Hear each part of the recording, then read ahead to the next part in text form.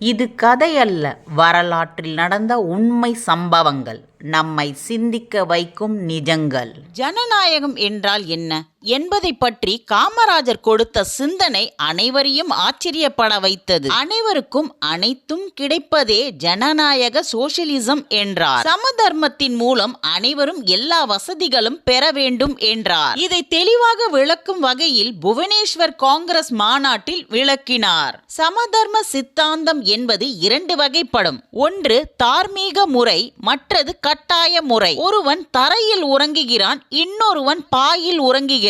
இதில் சமதர்மம் இல்லையேன்னே. இந்த ஏற்ற தாழ்வை இரண்டு முறைகளில் நிவர்த்தி செய்யலாம். பாயில் படுத்திருப்பவன் பாயை பிடுங்கி அவனையும் தரையில் படுக்க வைக்கலாம். அல்லது புதிதாக ஒரு பாயை வாங்கி தரையில் படுத்திருப்பவனை எழுப்பி பாயில் படுத்து வைக்கலான்னே.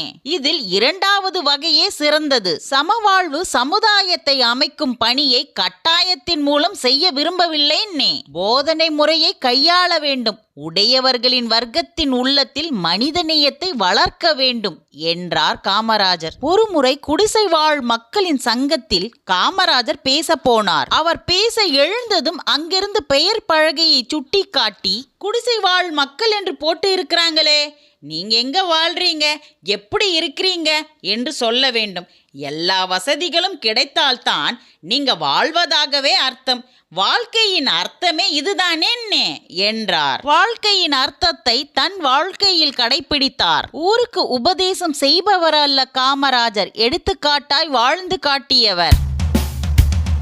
பதவி என்பது தோளில் உள்ள துண்டு மாதிரி என்றார் காமராஜர். ஆம், அதை நடைமுறையிலும் கடைபிடித்து காட்டினார். தியாக உள்ளத்தோடு இருப்பவர்கள் பதவியை துச்சமென மதிப்பார்கள். அதற்கு காமராஜர் உலகுக்கே வழிகாட்டியாக விளங்கினார் என்றால் ஆச்சரியமில்லை. இதோ ஒரு சம்பவம். அவரது அரசியல் பணியில் விடுதலை வேட்கை முதன்மையானது. அதற்காக அவர் பல போராட்டங்களை நடத்தினார், பல தண்டனைகளை ஏற்றுக்கொண்டார். 1920 ஒத்துழாமை இயக்க போராட்டத்தில் கலந்து கொண்டார். 1923 மதுரையில் கள்ளுக்கடை மறியலில் கலந்து அதை வெற்றிகரமாக நடத்தினார். 1925 தானாக ஒரு தொண்டர் படையை திரட்டி அப்போது சென்னை வந்திருந்த காந்தியடிகளை சந்தித்தார். 1928 சைமன் கமிஷனை எதிர்த்து போராடினார். இப்படியாக அவரின் விடுதலை போராட்டங்கள் தொடர்ந்து கொண்டிருந்தன. வெள்ளைக்காரர் தலைவர் நீல் என்பவனின் சிலையை மவுண்ட் ரோட்டில் இருந்து அகற்ற வேண்டும் என்று காங்கிரஸ் மாநாட்டில் தீர்மானம் நிறைவேற்றப்பட்டது. இப்படி ஒரு தீர்மானம் கொண்டு வந்து நிறைவேற்ற காமராஜர் தான் முக்கிய காரணம். அதன்படி நீல் சிலை அகற்றப்பட்டது. இப்படி போராட்டங்கள் நடக்கும் போதே தேர்தலை சந்திக்க வேண்டிய நிலை வந்தது. விருதுநகர் நகரசபை தேர்தலில் சிறையில் இருந்தபடியே வெற்றி பெற்றார். நகரசபை தலைவர் பதவி கொடுக்கப்பட்டது, அதை ஏற்க மறுத்தார். வெள்ளைக்காரர்கள் காலத்து பதவி அவருக்கு பிடிக்கவில்லை. ஆனால் அவர்தான் நகரசபை தலைவராக இருக்க வேண்டும் என்று வற்புறுத்தினார்கள். சரி என்று சொன்ன காமராஜர் காலையில் தலைவராக பொறுப்பேற்றார். எல்லோரும் மகிழ்ச்சியாக இருக்கும்போது திடீரென எழுந்து எனது பதவியை ராஜினாமா செய்கிறேன் என்றார். சுமார் 6 நிமிடங்களே அந்த நாற்காலியில் அமர்ந்திருந்தார். உள்ளாட்சி அமைப்புகள் படித்தவர் கையில் இருக்க வேண்டும், அதுதான் நன்மை தரும். படித்தவர்கள் பொறுப்பு ஏற்றுக்கொள்ளுங்க என்றார். எப்பொழுதும் பதவியை தோளில் போடும் துண்டு போல் நினைத்து உதறி தள்ளி விடுவார். இப்போது நினைத்தாலும் மெய் சிலுக்கிறதல்லவா. தொண்டர்கள் யாரும் காலில் விழுந்து கும்பிடுவதை அறவே வெறுத்தார். இது ஒரு அநாகரிக செயல் என்று கூறுவார். இது என்னென்ன மனுஷன் காலில் விழுந்து கும்பிடுறது என்று கடிந்து கொள்வார். அப்படியும் மீறி யாரேனும் காலில் விழுந்து விட்டால் அவர்களை கண்டபடி திட்டி அனுப்பிவிடுவார். அதை கூட ஆசீர்வாதம் என்று நினைக்கும் தொண்டர்களும் உண்டு. எந்த ஒரு காரியம் செய்தாலும் அதில் ஒரு அர்த்தம் இருக்க வேண்டும் என்ற எண்ணத்துடன் காமராஜர் செயல்பட்டு வந்தார். கேளுங்கள் கொடுக்கப்படும், தட்டுங்கள் திறக்கப்படும் என்றார் இயேசு பெருமான். கேட்காமலே கொடுக்கப்படும், தட்டாமலே திறக்கப்படும் என்ற தத்துவத்தில் வாழ்ந்தவர் காமராஜர். திறந்தே இருக்கும் வீட்டை தட்ட தேவையில்லையே. ஏறக்குறைய காமராஜரின் வாழ்க்கை அப்படித்தான் இருந்தது. ஏழைகளின் குறைகளை கேட்பதில் நேரம் என்ன பார்க்க வேண்டியுள்ளதுன்னே, அவர்கள் பார்க்கும் விரும்பும் நேரத்தில் அவர்களை பார்ப்பதுதானே முறை என்பார். அதனால் வீட்டு கதவு திறந்தே இருக்கட்டும்னே என்பார். உடன் இருப்பவர் தடுத்தால் அவர்களை கண்டிப்பார். நம்ப முடியாத, நடக்க முடியாத சம்பவங்களாக இருக்கிறதே என்று ஆச்சரியப்படும் அளவுக்கு அவர் வாழ்க்கையை அமைத்து கொண்டார். யாரேனும் குறைகளை கூற வந்தால், கந்தா அவரை தடுக்காதேன்னே, உள்ளே வரவிடு என்று கூறி அவர்களின் குறைகளை கேட்க முந்திக் கொள்வார். காமராஜரிடம் நெருங்கி பழகிய சுதந்திர போராட்ட வீர சோமயாஜுலு கூறும்போது, காமராஜரின் இல்லம் தேசிய இல்லம், முன் கதவுகள் சாத்தப்படுவதே இல்லை. ஒரு தலைவர் இறந்த பிறகுதான் அவர் வாழ்ந்த இல்லத்தை நாட்டுடைமை ஆக்குவார்கள்.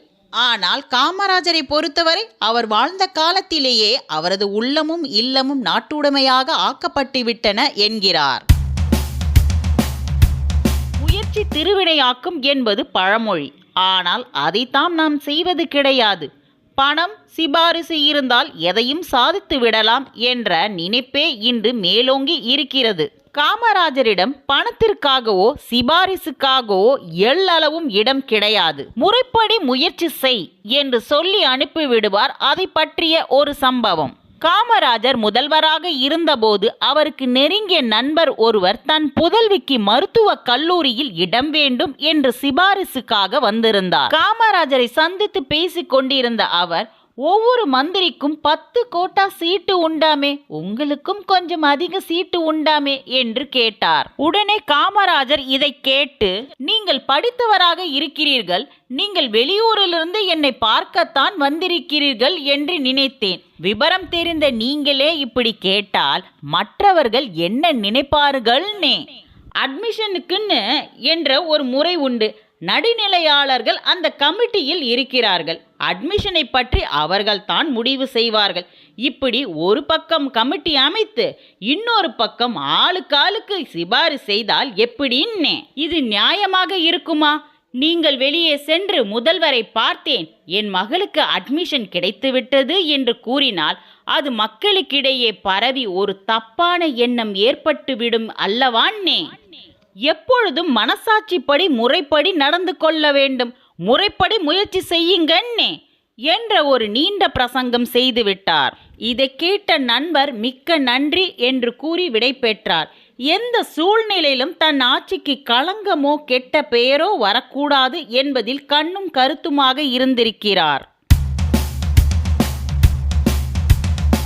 காமராஜர் நமக்கு விட்டு சென்றது பதவி அல்ல, பெருமையும் அல்ல. எப்படி வாழ வேண்டும், எப்படி நேர்மையாய் இருக்க வேண்டும், எப்படி பிறருக்காக சிந்திக்க வேண்டும் என்பதை கற்றுத்தந்த நிஜங்கள். இந்த நிஜங்கள் நம்மை சிந்திக்க வைக்கும், நம்மை மாற்றும். காமராஜர் பதவிக்காக வாழவில்லை, மக்களுக்காக வாழ்ந்தார். அரசு அதிகாரத்தை அல்ல, மக்களின் நம்பிக்கையை சம்பாதித்தவர். இந்த நிஜங்கள் கடந்து போகாது, நம்மோடு பயணம் செய்யும்.